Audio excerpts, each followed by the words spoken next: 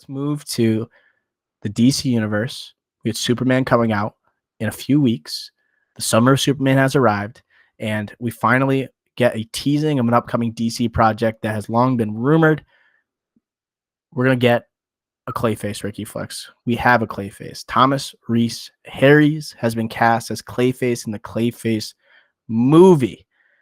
This is going to be from a script courtesy of Mike Flanagan. It's going to be directed by James Watkins, who did, was it See No Evil? Yes, See No Evil with James McAvoy. Yeah, so the remake of See No Evil. Is it Hear No Evil? God damn it. Speak No Evil. Speak No Evil. Yeah. You're thinking of See No Evil, Hear No Evil, the movie with Gene Wilder. Yeah, I was thinking that Richard Pryor movie. Yeah, Speak No Evil. I was hesitating there. I'm like, it is See No Evil, right? So this is a relatively unknown actor. There were some interesting names up for this role, Ricky Flex. Do you know who's up for this? George Mackay. Yep. Tom Blyth. Leo Waddle. And Jack O'Connell. Yes. So we land on an unknown. A guy who's had smaller roles. He was in The Gentleman. He's in Doctor Who. This Thomas Rhys Harries guy. When they put up his photo or like a headshot on Twitter next to like Clayface, I totally got the casting. You know, he has that literally chiseled chin. The guy who has the looks of a model or an actor. You know, this guy has the look for sure of a failed actor turned supervillain. I'm excited. I think that's a compliment. I'm excited to see this guy. I guess DC is getting in this habit of casting unknowns for like major comic book character parts, Ricky Flex. When you look at, obviously, Superman, what do you think of this actor portraying Clayface in the DCU? So nothing in his IMDb screamed at me as familiar. Oh. Right? And I had the same reaction as you. Right? And as a huge Jack O'Connell guy post Sinners, I really wanted him to get the part. But you are right. This should not go to him because we know who he is. This should go to a nobody because the whole point of this story of the Clayface that Mike Flanagan is saying is that as a failed actor. That's why I laughed. Where it's like, I'm not saying Tom Rhys Harrison is failed actor. He's an unknown. But like if you were watching George Mackay out there, like you're going to be like, as like a failed actor that turns into a serial killer, you're going to be like, well, I know he's a big time actor. Yeah. Versus like this guy, I could see, because we don't know who he is, you could see him trying to make it, and then he doesn't. You could sympathize with him, right? Because the serial killer is going to be the guy that you're quote unquote rooting for, and you're supposed to sympathize with. You could sympathize with him more because it was like, oh, who's this guy? Man, he has that chiseled jaw. You could see the potential there, but then it doesn't work out, and then he becomes a serial killer. You're like, wow, I could see that. Versus like if it was George Mackay or Jack O'Connell, when you know these guys so well and they've kind of quote unquote made it, you're like, did that work for me? Which probably it still would have, but now you could definitely see it working. I'm in on this. I'm interested to see if Batman appears at all in this, and we know like James Gunn has been talking about building up the DCU. He's been trying to get Wonder Woman and Batman movies off the ground. He said that he's had a hard time with the Batman character specifically. I wonder why, dude. You have two people potentially playing Batman. One in the DCU, one obviously being Robert Pattinson. But I'm wondering how well this could work. We've seen so many supervillain movies fail in the past. And the one that really has worked has been Joker. Has there been another supervillain movie that has worked? I mean, the Suicide Squad, I guess that's a supervillain movie. That worked, I think. I don't know if there has been another one. Look at all the Sony movies, and you could argue financially Venom worked. But like, what other villain movies have been successful? I haven't done. I didn't prepare for this. I wouldn't say Thunderbolts isn't really a villain movie. Like it is, but it isn't. They're the Avengers. You know, they're the new Avengers. So it's like I don't know if we can really call them villains now, or were villains. They were, I guess. But like the whole reason why we have these solo villain, right? And the whole reason why we have these new solo villain movies is because of like Breaking Bad and Sopranos in the late 90s, early 2000s, throughout the early 2010s, right? And then we started getting them. So there hasn't been that many, right? The anti-hero.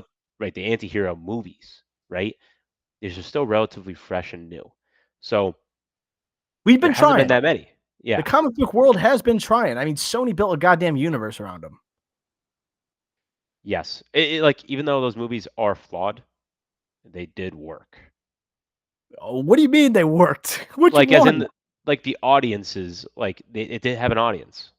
Venom, I think, was a big enough character where it worked. But you're always wondering where is Spider-Man and all of it. Oh, Clayface, Morbius movie. The like whole Sonyverse tried that's it. what I mean. Yeah. But yeah, I think the Clayface, I think this is exciting because like you're gonna be introduced to him. It's got an iconic backstory. It's got something that was greatly detailed in Batman the Animated Series. Apparently, the script from Mike Flanagan is going to be borrowing from that story, and it's going to be more fantastical. That gets me excited for when he eventually does meet up with the DCU Batman. Right? What if he is going to be the main villain of the first Brave and the Bold movie? I think that would be some good continuity, connectivity for the DCU. It will have a purpose for this origin story, and maybe you could focus more on the relationship of like Batman and Robin in The Brave and the Bold because you gave so much time to Clayface in this movie. So if this is good, I'd be on board if like he is the bad guy in The Brave and the Bold. That'd be cool. Yeah, I think so, but I just don't want Batman introduced in this. Like even a post credit, even though James Gunn has kind of like said he devalued the post credit a little bit. He's kind of not Yes. doesn't want it to be as important as Marvel movies, where it's like you must stay around. You have to see this in order to be filled in, with what's going on, what's coming after, or it's even a scene that will, bridge two or multiple projects. I think you could get because we might know our Batman by then. Like by the time this starts shooting and by the end of shooting, trying to get Batman off the ground, you want to like give DC fans like a taste of like, hey, we do have a Batman, and here he is at the end. Boom. Almost like But for the end of Clayface, yeah, at the end. but in a Batman Clayface villain. movie, that's not big enough in my opinion for Batman. Like someone that we talk with Darth Vader. And like I again the Darth Vader I bring up because I hated that it was a TV series. If you like with Obi-Wan, if anything, Obi-Wan should have been in movie theaters during the COVID times, whatever. But I digress. I just think Batman's too big of a character in movie history to digress to Clayface movie cameo slash post credit. How about if Batman shows up in the credits for the Deathstroke and Bane movie? It makes more sense. Just comment. I don't know. Deathstroke's I, more like Teen Titans. Like this is what I'm I saying. Like these no, yeah, villains that I'm are out on it. introduced. No, no, I'm don't forget I even said that. I'm just focus more on Okay. Deathstroke and Bane and Clayface. These are all villains that I mean you could see with the recently announced projects. That Teen Titans movie's coming. Like Deathstroke's gonna have his own movie with Bane, and then Deathstroke's gonna be probably in a Teen Titans movie. Bane could potentially be in a Batman movie. You could have Clayface potentially in a Batman movie. So I feel like as much as people are clamoring for a DCU Batman, they are building the Gotham kind of underneath our nose, and we like people aren't even realizing it. Like we're gonna have like at least a lot of characters there, and Brave and the Bold are on the way. I just like building out a rogues gallery. Batman is Yep. such a great rogues gallery, and Deathstroke and Clayface are like two people we haven't seen on a theatrical level. That could be cool. I mean, we technically did see Deathstroke on a Yeah, we theatrical level. technically did almost like kind of post credit scene. No, you're making me think a little bit today. I guess that would work. I don't know. I guess it would. Just I yeah, like as someone. forget him showing up. Like No, he no, hold on. probably won't. There's a chance. Yeah, but like also the only comparable I think. All right, just last thing with the villains here. Again, Batman has so many great villains. Like Spider-Man. Again, there's a reason why Spider-Man tried to do all these villain movies, right? There's a reason.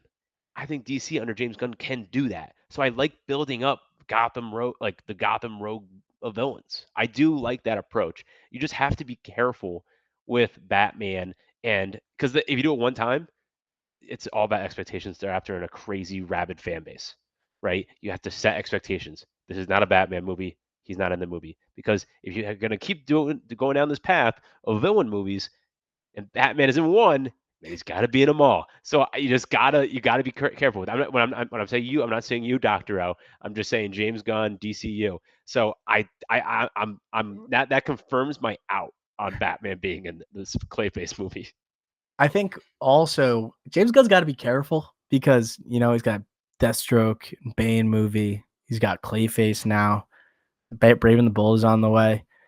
He's also teased that other, other like auteurs are approaching him about potentially being in part of the DCU, maybe with an Elseworlds project. But like, I'd be nervous that if Clayface is good and they just keep building out the Batman like lore, like people aren't going to care about the rest of the DCU. Like I feel like it could get to that point where it's just like they're making movie after movie. And what if like if Clayface is good, like oh my god, people are gonna be like, okay, we need a Mr. Freeze movie now. Talk about like iconic lore stories from Batman the animated series. People are gonna want to be in on that. But I just that's not a bad problem. no, I'm just saying like It's a good problem. Batman is going to absolutely Take own over. the DCU if But this keeps happening. And they dude, greenlight these projects. This is a B-list Batman villain. Like B-list. Imagine how yeah, many A-list ones they want to make a movie for. maybe they save the A-list ones though for the Batman movies, which we would rather see, right? So I think this is Fantastical go to the DCU, like yeah, Mr. Freeze, this is like a a Focus. yeah, and this is a valid concern. And to play devil's advocate, I feel like I do a lot on the show since we agree so much. I I feel like you got to like James Gunn just said the other day, they're prioritizing the Batman and Wonder Woman scripts. You got to prioritize your heroes and your biggest ones. Yeah. Batman is your biggest hero over Superman right now, right? Historically, maybe not, but Oh right yeah. now it is, right? Honestly, take advantage of what's working because you're just a new. We haven't even had a DCU movie yet as of June 19th, right? Superman doesn't come out for another couple weeks, almost a month. Like we are open to anything that works after a disastrous run of the DCEU under Zack Snyder, right? A disastrous run, right? Let's just take whatever works right now and roll with it as long as quality's there. If quality's there, then we're fine. It's a good problem to have.